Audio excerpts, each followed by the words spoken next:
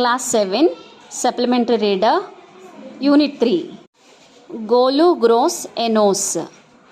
There was a time when the elephant had no trunk.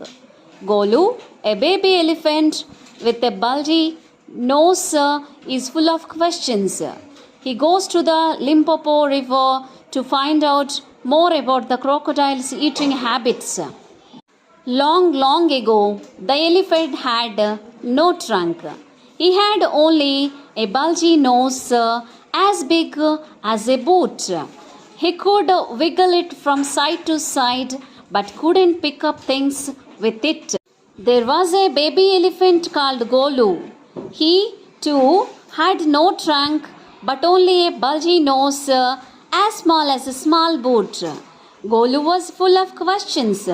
He asked his tall aunt, the ostrich, "Why don't you ever fly like other birds?"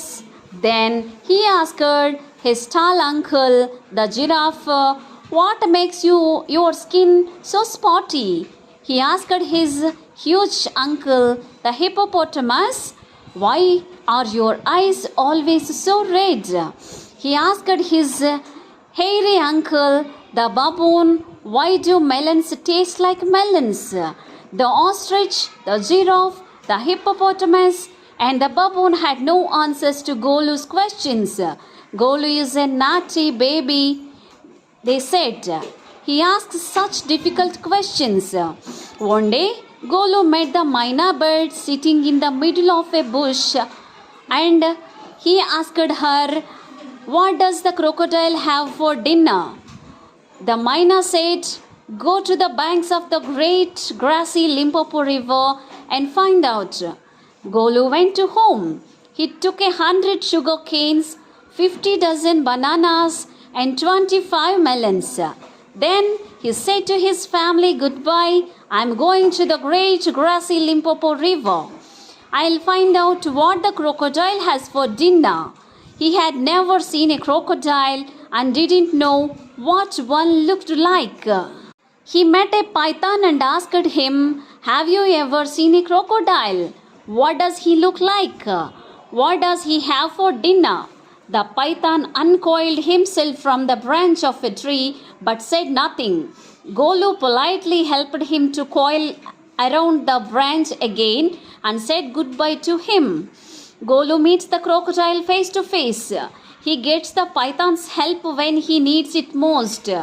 Golu grows a long and useful nose. Golu moved on, eating sugar canes, bananas, and melons. After a few days, he reached the very edge of the great grassy Limpopo River. On the bank of the river, he saw a log of wood. It was really the crocodile who winked at him.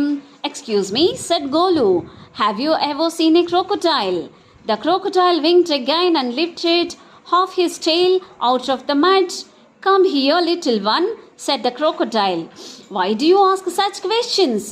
I want to know." "Come close, little one, for I am the crocodile." And he shed crocodile tears to show it was quite true. Golu was afraid, but he sat down on the bank and said, "You are the very person I was looking for.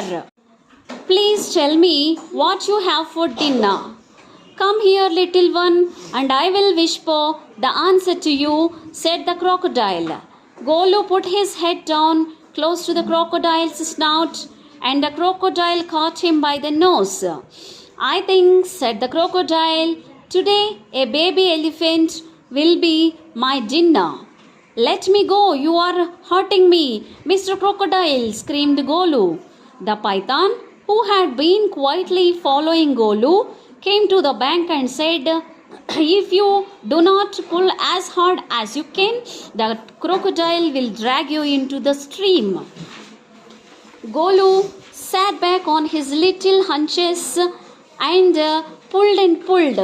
The crocodile slipped into the water, making it all creamy with great sweeps of his tail, and he also pulled and pulled. Then the python coiled himself around Golu's stomach and said, "Let's pull harder." Golu dug in all his 4 legs in the mud and pulled. The nose kept on stretching. At each pull, the nose grew longer and longer and longer. It hurt Golu. The nose was now 5 feet longer, but it was free at last. Golu sat down with his nose wrapped up in a big banana leaf and hung it in the great grassy Limpopo river to cool. Golu sat there for 2 days waiting for his nose to cool and to shrink. It grew cool, but it didn't shrink. At the end of the second day, a fly came and stunched Golu on the shoulder. Golu lifted his long nose, means trunk, and with it hit the fly dead. Advantage number 1, hissed the python. You couldn't have done it with a small nose. Try and eat a little now. Golu put out his trunk and plucked a large bundle of grass. He dusted it against his forelegs and stuffed it into his mouth. Advantage number 2, hissed the python. You couldn't have done it with a small nose. Don't you think the sun is too hot now? Golu scooped up some mud from the bank and slapped it on his head. Advantage number 3, hissed the python. You couldn't have done it with a small nose.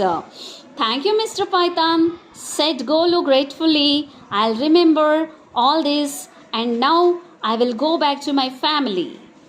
Rudyard Kipling, simplified and abridged.